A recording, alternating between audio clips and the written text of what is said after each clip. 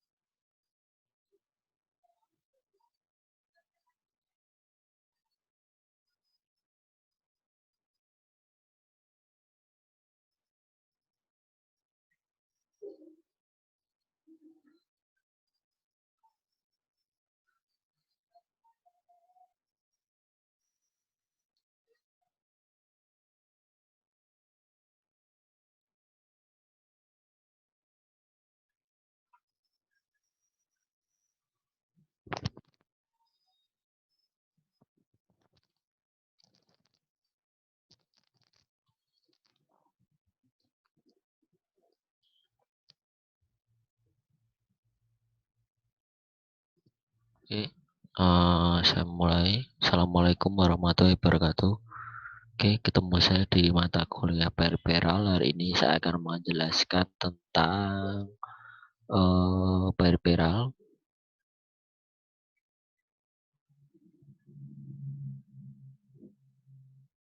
Oke ya, hari ini kita membahas tentang peripheral komputer.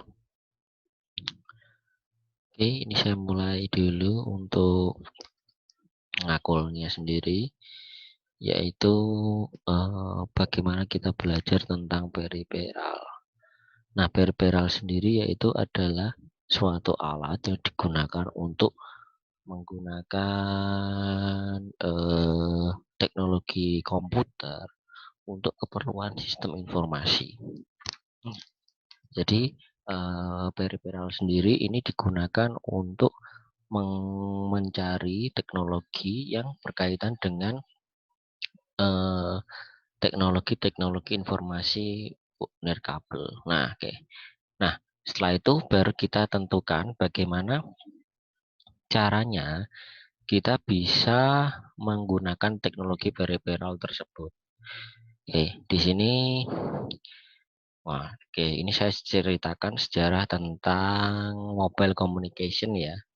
Yaitu mobile communication adalah teknologi mobile yang digunakan untuk teknologi visual transmisi atau suara. Nah, jadi digunakan untuk teknologi mobile. Nah, karena ini mobile berarti bisa digunakan untuk dibawa kemana-mana ya, maksudnya bisa digunakan untuk dibawa kemana saja. Ini sejarah yang pertama, teknologi radio transmisi, yaitu ada si Maxwell teori, dia mengungkapkan teori elektromagnetik, gelombang elektromagnetik. Habis itu si Hess itu ada experimental proof-nya. Experimental proof-nya itu berarti istilahnya dia membuat bukti bahwa teori Maxwell ini benar atau tidak. Yang ketiga tahun 1895 si Marconi dia menciptakan teknologi transmisi generasi yang pertama, wireless yang pertama. Terus selanjutnya ada transmisi dari generasi yang selanjutnya. Yang selanjutnya ada speech and sound transmission, yaitu teknologi ucapan dan suara pada proses transmisi. Selanjutnya ada radio broadcast. Radio broadcast itu adalah teknologi yang menggunakan broadcast radio. Jadi zaman dahulu itu radio itu sudah muncul pada tahun 1909. Terus tahun 1917 muncul teknologi mobile transmisi yang pertama, yaitu generasi HP yang pertama. Oke, jadi itu dia hanya menggunakan pada teknologi radio stasiun radio dan kereta api. Oke, selanjutnya, untuk teknologi peripheral seluler yang pertama itu dia menggunakan teknologinya, ada beberapa negara yang menggunakan sistem peripheralnya, yaitu dari Amerika. Amerika itu sistemnya dia menggunakan AMPS. AMPS itu frekuensinya sekitar 800 MHz. Nah, itu diperkenalkan pada tahun 1979. Yang kedua Jepang. Jepang itu teknologinya menggunakan NTT MTS. Frekuensinya sama, yaitu dia menggunakan 800 hingga 800 saja ya. Terus dikenalkan pada tahun 1979. Terus yang nomor 3, negara yang nomor 3 yaitu Swedia, Norwegia sama Finlandia. Itu dia menggunakan teknologi MNT. MNT dia ada dua frekuensi, yaitu frekuensi 450 dan frekuensi 900. Nah, jadi frekuensi 900 itu digunakan untuk komunikasi mobile, sedangkan untuk 450 untuk teknologi radio. Nah, diperkenalkan pada tahun 1981 sampai 1886. Oke, nah itu jadi teknologinya si NMT. Terus yang keempat ada Inggris, Great Britain itu Inggris. Itu dia menggunakan sistemnya TACS. Frekuensinya yang dikembangkan itu 900 MHz. Dikenalkan tahun 1985. Terus Jerman itu C450. Frekuensinya 450 MHz. Juga dikenalkan 1985. Terus Prancis juga menggunakan teknologi Radiocom 2000 yaitu NMT 400. Kalau yang Radium 2000 dia frekuensinya 400, NMT frekuensinya 900 MHz. Nah, untuk Radiocom dikenalkan 1985. Sedangkan NMT itu 1989. Baru yang terakhir itu ada Itali. Itali itu dia teknologinya menggunakan RTMS. RTMS frekuensinya 450, di mana dia dikenalkan tahun 1885 dan TACS itu 900 itu dikenalkan pada 1990. Jadi ada dua ya ini ya. Oke. Saya lanjutkan. Ini sudah berapa orang nih? Udah 3 orang ini. Nasrullah tadi suara saya kedengeran ya Mas Nasrullah?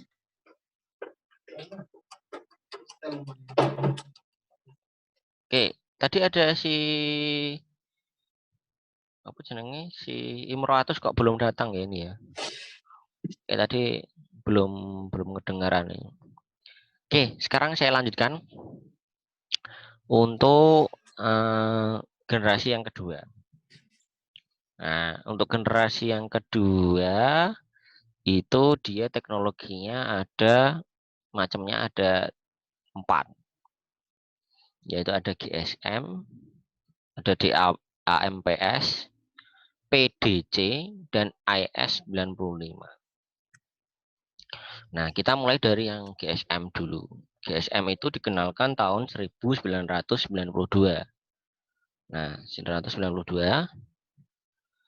Terus coverage-nya worldwide. Worldwide itu berarti seluruh dunia. Nah, frekuensinya itu kalau misalkan selain Amerika, itu dia menggunakan frekuensi 900 dan 1800. Sedangkan untuk frekuensi yang digunakan Amerika itu adalah 1900. Oke. Nah, untuk multiple GSM itu dia menggunakan TDMA dan FDMA. TDMA itu berarti singkatannya adalah Time Division Multiple Access. Time Division Multiple Access itu berarti dia menggunakan berbasis waktu. Sedangkan untuk FDMA itu dia menggunakan teknologi frekuensi division multiple access. Nah, jadi ada dua yang digunakan yaitu TDMA dan FDMA.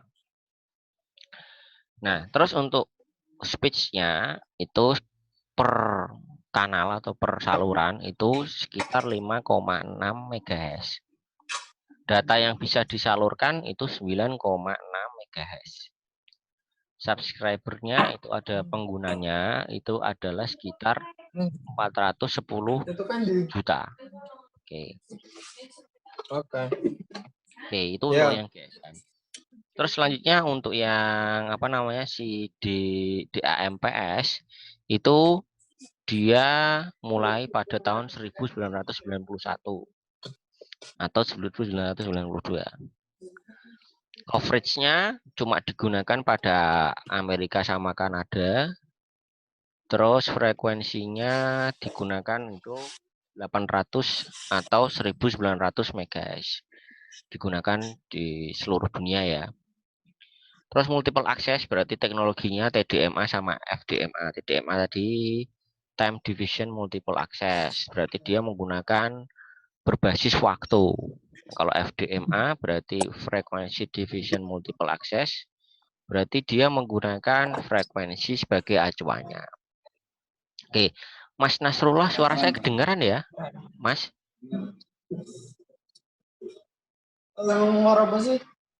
Suara saya kedengaran nggak, Mas?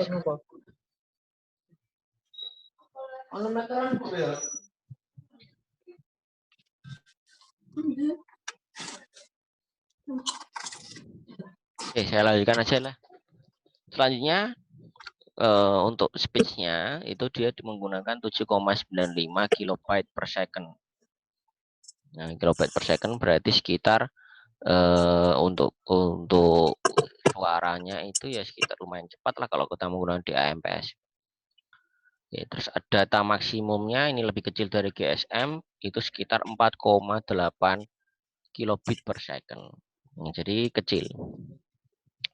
Subscribernya itu sekitar apa namanya 35 sampai 75 juta orang. Oke. Terus untuk PDC itu dia menggunakan mulainya adalah tahun 1993 atau 994. Terus teknologi Jepangnya itu mulai digunakan PDC itu Jepang. Terus teknologi multiple access-nya itu dia menggunakan TDMA sama FDMA sama dengan yang lain. Cuma speed-nya itu sekitar 6,7 kilobit per second. Sedangkan data yang dikirimkan itu 4,8 kilobit per second maksimalnya. Subscribernya itu sekitar 55 juta atau 55 orang.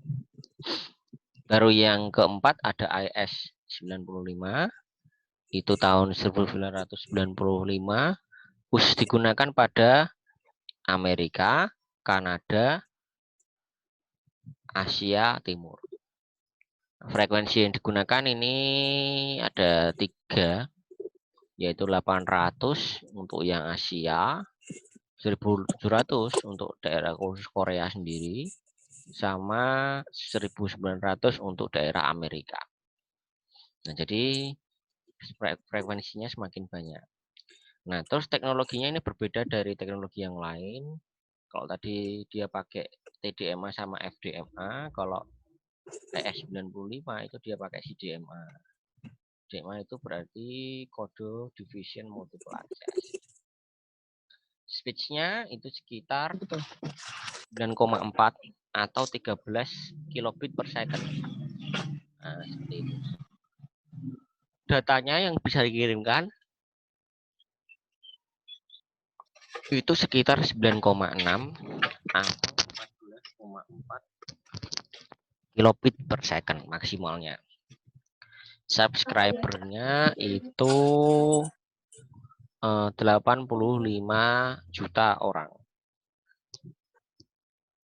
Oke, nah ini coba kita lihat perbedaannya dari generasi pertama ke generasi kedua. Nah, ini jadi perbedaannya yang pertama first generation mobile telephone for fixed vehicle. Jadi generasi pertama itu cuma digunakan untuk fixed vehicle, belum mobile. Nah, jadi istilahnya masih kalau misalkan digunakan untuk mobile nanti bisa putus-putus kalau kita nelpon. Oke, terus yang kedua second generation itu menggunakan teknologi digital. Nah, jadi tetapi masih terlalu berat untuk digunakan. Nah, jadi istilahnya baterainya itu masih kendalanya di baterai. Baru yang ketiga, ya yang selanjutnya second generation itu muncul teknologi generasi yang kedua di mana terminal itu sudah bisa dibawa atau ditambahkan dengan kapasitas baterai yang cukup besar. Nah, itu jadi ini perkembangan dari yang generasi pertama ke generasi yang. Oke, ini contoh ya. Ini ada gambar peta dari kekurangan dari generasi yang pertama. Ini ada MNT, TACS, SINET, R2000 sama RTMS sama GSM. Nah, ini zaman dahulu tuh GSM penggunanya masih sedikit, nggak kayak sekarang. Sekarang itu ya mungkin rata-rata penggunanya adalah GSM.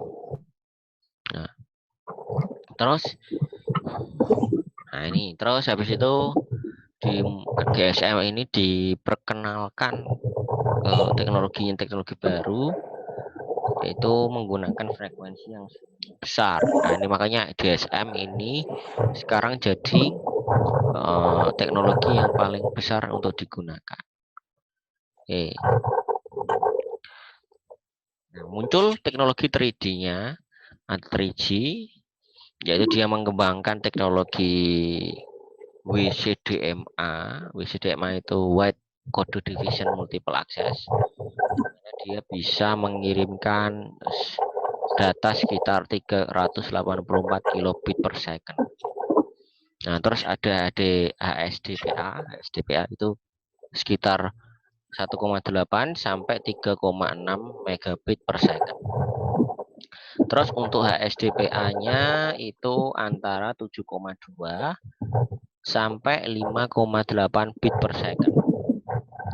Nah, terus ada LTE, FDD-nya baru untuk 4G itu ada sekitar sampai untuk downlink-nya itu 100 Mbps. Untuk uplink-nya itu sampai 50 megabit per second. Ini contoh teknologi dari generasi yang ketiga atau 3G. Nah, ini ada yang mau ditanyakan nggak, Mas? Ada yang mau bertanya?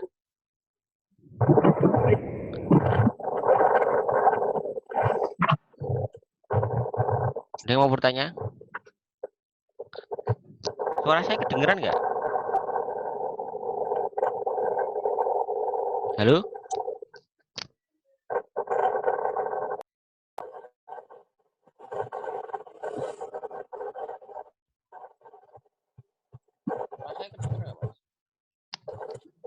Suara saya terdengar?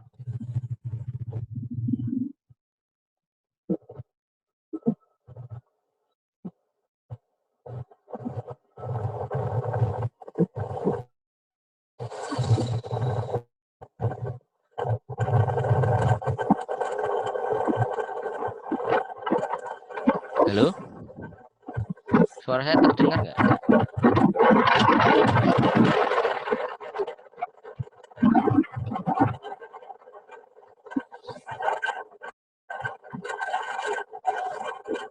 Oke, siap ya, terdengar ya. Oke, ini saya lanjutkan lagi. Oke. Nah, ini kita lanjutkan ke trend of BD3, B3G deh. Nah, jadi teknologinya itu mulai dari GPRS ya. 3G itu mulai berkembang itu karena GPRS. Kenapa GPRS jadi prioritas utama? Karena itu jadi teknologi yang saat ini digunakan. Kalau misalkan nggak ada teknologi GPRS-nya ya nggak bisa seperti itu. Nah, oke. Ini tak mute aja biar nggak kedengaran suaranya. Nah, terus setelah itu nanti dikembangkan teknologi GSM-nya ini. Nah, teknologi GPRS yang dikembangkan, jadi muncul LTE. LTE ini ya terjadi karena adanya teknologi GPRS itu. Cuma yang membedakan itu adalah antenanya. Antena yang digunakan pada GPRS itu berbeda dengan yang LTE saat ini. Makanya jaringan 4G itu ya antenanya yang berubah, bukan frekuensinya. Frekuensinya tetap. Cuma antenanya itu ditingkatkan supaya bisa menerima sinyal atau data yang lebih besar. Nah, seperti itu. Oke. Oke, terus dari muncul LTE nanti ada kembangan lagi yaitu namanya WiMAX. WiMAX itu Mungkin kalau saat ini ya seperti kayak kita menggunakan hotspot, tapi jaraknya itu bisa sampai 50 km. Nah, jadi WiMAX itu ya teknologinya sangat coveragenya sangat besar. Nah, tapi Indonesia belum sampai ke sana karena harus biasanya kalau syarat WiMAX itu ya tidak boleh ada bangunan-bangunan yang tinggi. Kalau ada bangunan-bangunan yang tinggi tidak bisa kita gunakan WiMAX ya. Oke, nah sekarang kita lanjutkan ke tadi. Intinya adalah nanti kita belajar periferal itu kita akan belajar nirkabel juga ya. Nirkabel itu berarti jaringan tanpa kabel, di mana dia menggunakan frekuensi atau spektrum radio yang memungkinkan transmisi untuk mengirimkan informasi. Informasi itu bisa berarti suara, data, maupun gambar ataupun video tanpa koneksi fisik. Nah, jadi seperti itu. Terus yang kedua, nirkabel ini juga dibedakan dari sistem transmisi yang memerlukan koneksi fisik atau kabel. Contoh kabel kawat, tembaga, atau mungkin kabel fiber optik. Terus yang ketiga yaitu bersifat fix atau tetap, atau juga bisa bergerak. Jadi kamu bisa menggunakan nirkabel itu mau kamu diam saja atau kamu mau sambil bergerak, enggak masalah. Makanya nirkabel itu teknologi yang sangat berguna untuk saat ini ya. Terus selanjutnya nomor 4 dibatasi oleh ketersediaan spektrum atau juga karena vita frekuensi. Nah, dan biasanya dia akan terganggu karena adanya interferensi jika digunakan bersama-sama. Makanya jenis kabel ini kalau beberapa ini digunakan bersama-sama maka bisa terjadi interferensi atau gangguan frekuensi. Oke, nah itu jadi untuk nirkabel seperti itu ya. Oke, komunikasi nirkabel dapat dilakukan di mana saja atau secara mobile. Bisa bersifat personal atau juga dibatasi oleh sifat antar mukanya. Nah, itu jadi istilahnya bisa dilihat. Bisa di ponsel atau bisa dari laptop. Oke. Terus selanjutnya tombolnya terbatas sama jaringannya daya terbatas. Nah, jadi teknologinya seperti itu. Oke, selanjutnya pemanfaatnya, layanannya bersifat fix ya, intinya tetap. Contohnya penggunaan sekitar rumah, sambungan lokal, Bluetooth, Wi-Fi, WiMAX, satelit, RFID. Nah, itu jadi contoh dari penggunaan teknologi nirkabel yang bersifat tetap. Sedangkan mobile ya berarti ya dipasang di HP kamu. Contohnya limited mobile, seluler, atau mungkin satelit. Nah, jadi bisa kamu gunakan, kamu tinggal mau teknologinya bersifat fix apa mobile itu terserah kalian. Nah, ini contoh teknologi pengembangan dari nirkabel ya, teknologinya ya. Dari GSM, GPRS, nah, terus ada CDMA, terus ada FDU, ada HSDPA, habis itu muncul IEEE. IEEE yang paling baru itu yang WiMAX ini yang paling baru. Yang teknologi yang jangkauannya sangat besar. Terus selanjutnya standar nirkabel ya. Ini mungkin kalian sudah kamu pelajari.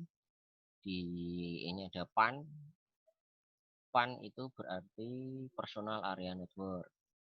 Nah, itu biasanya digunakan untuk IEEE, Bluetooth, WiMedia, PTS, SIG, sama M2. Terus ada LAN itu kamu sudah tahu sendiri, jaringan komputer ada. atau Local Area Network. Itu untuk jaringan IEEE 802.11. Dan untuk MAN itu IEEE untuk 802.16d. Teknologinya WiMAX. Terus yang keempat ada WAN, itu IEEE